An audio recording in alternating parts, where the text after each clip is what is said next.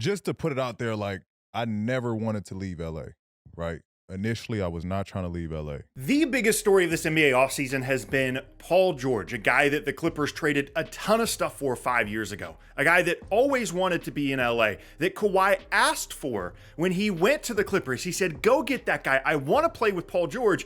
Him just leaving for the Sixers in free agency. And keep in mind, this is a guy in Paul George that in the past straight up told teams like the Pacers, I'm leaving, get something in exchange for me because I'm going to leave in free agency. We never really got those kinds of indicators from him, yet he left anyway. And to me, that meant that something had to have happened in the negotiations between the Clippers and Paul George, because it didn't seem like a situation that he wanted to leave. And I've been trying to figure out what exactly went wrong. How did we get here? Because what the Clippers told us in a statement was they basically blamed the CBA for why they weren't able to retain Paul George. They didn't want to have limited flexibility with their roster. They wanted to limit their payroll underneath the second apron, and that's the reason that Paul George is no longer a Clipper. They just blamed the CBA. But that never really made sense to me because we know that they offered Paul George a contract that would have put them in the second apron for the next couple of seasons. Then I hear wind of, like, what they're going to give Kawhi. I'm like, just give me what Kawhi got. Like,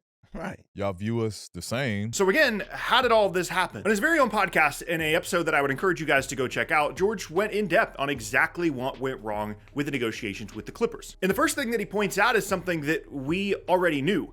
He never wanted to leave the Clippers. Prior to actually entering free agency, his intentions were always to remain in LA, to play alongside Kawhi, to play alongside James Harden, to try and continue to push for contention, coming off of a very strong season for him personally. He played 74 games, put up pretty good numbers. And again, they didn't have the playoff success that they wanted to, but it once again came down to the health of the roster with Kawhi missing time. Just to put it out there, like, I never wanted to leave LA, right? Initially, I was not trying to leave LA. But as things progressed, it became clear to him that he was going to have to consider some other options because of something else that we knew, something else that was reported. The Clippers were never going to take this negotiation between not only Paul George, but also Kawhi Leonard the way that they had in the past. They were going to take a different mindset where it wasn't just going to be those guys show up, they ask for the full max over the maximum number of years, and then the Clippers just give them the deal. They were never going to just go along with that plan. These were going to be true, legitimate negotiations where the Clippers were going to fully evaluate the value that Kawhi Leonard and Paul George, healthy or not, provided to their franchise,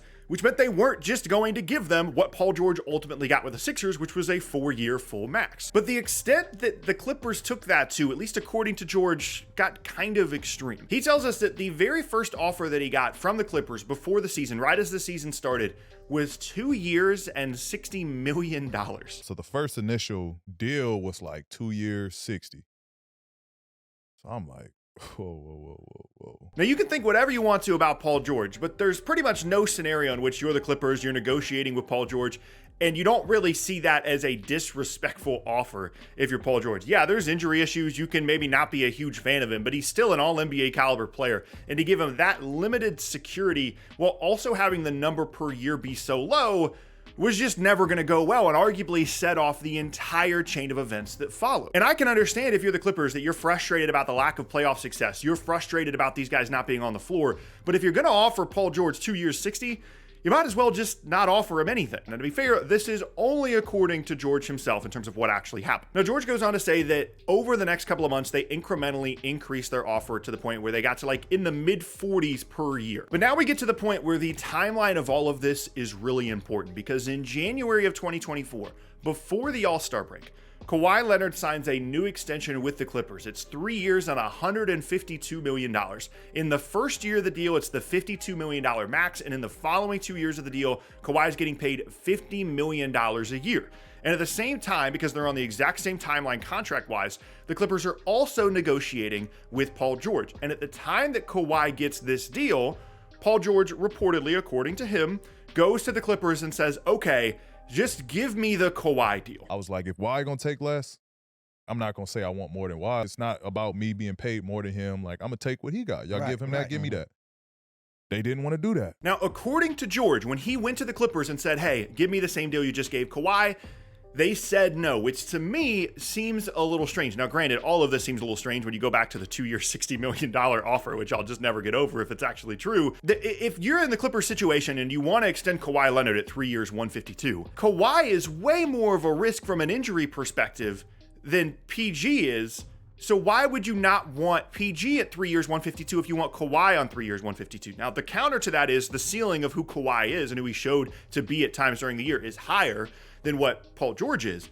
But when you even that out with some of the injury risk, I don't understand why they wouldn't be willing to give Paul George the exact same contract they gave Kawhi, because ultimately that was their goal, because they didn't want to give Paul George the 4th year, and ultimately that's why he left. So if later on they end up offering Paul George the same deal that they gave Kawhi, why didn't they give it to him at the time in January? But according to Paul George, they didn't want to give him that deal. They were still trying to negotiate him on a number that was lower than what they gave Kawhi, and at that point, for him, the negotiations were just over. He no longer wanted to deal with this in the middle of the year. His goal was still to remain with the Clippers. He still wasn't actively looking at free agency options. However, it didn't seem like it was useful or helpful or productive to have these conversations with the Clippers in the middle of the year. They were going to table it until the offseason. So I'm like, you know what? I don't want, let's not even have no more conversation. Then we get to the offseason, and this is where things truly break down between George and the Clippers, because he has a really good season. He plays 74 games like I talked about. The numbers are good. If you're concerned about injuries, if you're concerned about health, he played almost every single game, and certainly more games than he had been in the prior years. So you would expect the Clippers are going to feel a little bit more comfortable with their offer. And according to George, they came back to him and said, okay, we will give you the Kawhi deal. We'll give you the same contract we just gave Kawhi. And Paul George was okay with that. Season in, I finished healthy. So now we go into negotiation. Now they bring it to 3 years, 150. So basically around what they gave Kawhi. Keep in mind, Paul George left the Sixers for 4 years, 212, and the reason that he left is because they didn't give him the 4th year. But according to George, after the season, they offered him the Kawhi deal, and he was okay with accepting that deal. A deal that he was also okay with accepting, according to himself, back in January when Kawhi took the deal as well. So at this point, you're probably wondering, if Paul George wanted the 3-year deal in January, the Clippers said no. Then we get to the offseason, and the Clippers are willing to give him the Kawhi deal. Why is Paul George not a Clipper anymore? Well, this is where you got to read between the lines a little bit, because according to George, the conversations that were being had between him and the Clippers were that they weren't going to trade him. They wanted to keep him there long term. They wanted to sign him to the 3-year deal. We want you to be here. We want you to be a Clippers your whole career. And that was important to him. He wanted to maintain control over his situation, because once he signs the 3-year deal, if the Clippers decide to trade him for whatever reason, he has to go play for the team that he has been traded to, and he loses out on an opportunity to pick his spot, which is what free agency represents. He could decline his option, not talk to the Clippers anymore, and technically go play wherever he wanted to. So it was important to him that he had assurances that the Clippers were not going to trade him. And in the meetings, they kept saying, we're not going to trade you. We want you here long term. It's why you're signing the deal. But George wanted to take it a step further and ask for something that only 2 players in the league currently have. And that is a no trade clause. LeBron has it, and Bradley Beal has it, famously, and that's one of the reasons why the Wizards got basically nothing in exchange for Bradley Beal. So George goes from saying in January, I'll take the Kawhi deal, 3 years, 150, to the Clippers saying no. To the offseason, Clippers saying, okay, now we'll give you the Kawhi deal. And then Paul George saying, okay, but give me the no trade clause. And at that point, the Clippers say, we'll give you the Kawhi deal. We're not giving you the no trade clause. Give me the 3 years, 150, no trade then.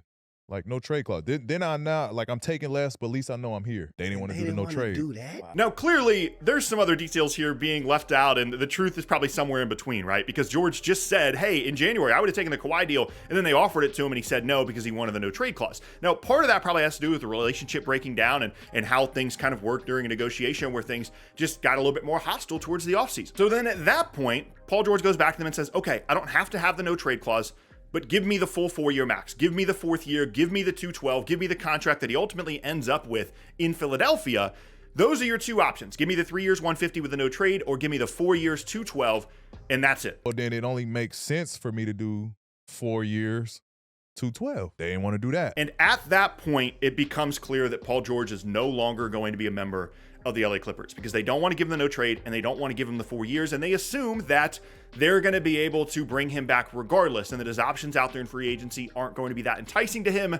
And so ultimately the Sixers give him the 4 years, 212. He has a great meeting with the Sixers according to himself, and ultimately that's how he leaves the Clippers. And what I find interesting about all of this, and I'm hopeful we get more details on eventually, is what happened between January and June. Because if in January, Paul George was okay with the 3 years, 150, no mention of the no trade clause from him at the time. If he's okay with the Kawhi deal in January, and the Clippers say no, and then they come back and say, okay, we'll give you the 3 years, 150. In between January and June, did he realize that Philadelphia was a real possibility? Did he realize that he has actual leverage out there in free agency? Because according to him, he never really considered free agency up until that point. But he realized, hey, either I'm going to get the deal I want from the Clippers using this leverage, or there are opportunities out there like Philadelphia. Maybe he hears something from Daryl Morey, hears something from Joel Embiid. Hey, man, like it would be cool. We have the cap space. Just keep an eye out. And then between January and June, he realizes that he has this leverage of having the 4 years, 212 offer out there. And so at that point, he feels comfortable asking for the no trade on the 3 years, 150, or for the full 4 years, 212. All of this is extremely interesting to me, and I hope it is to you, because it really gives us a full inside look on Paul George's perspective on how this all went down with the Clippers, as well as they could have had this deal done in January. According to George, at least, they could have had Kawhi and PG on the same contract, on the same timeline, which is what they always wanted to, and not have the 4 years on it.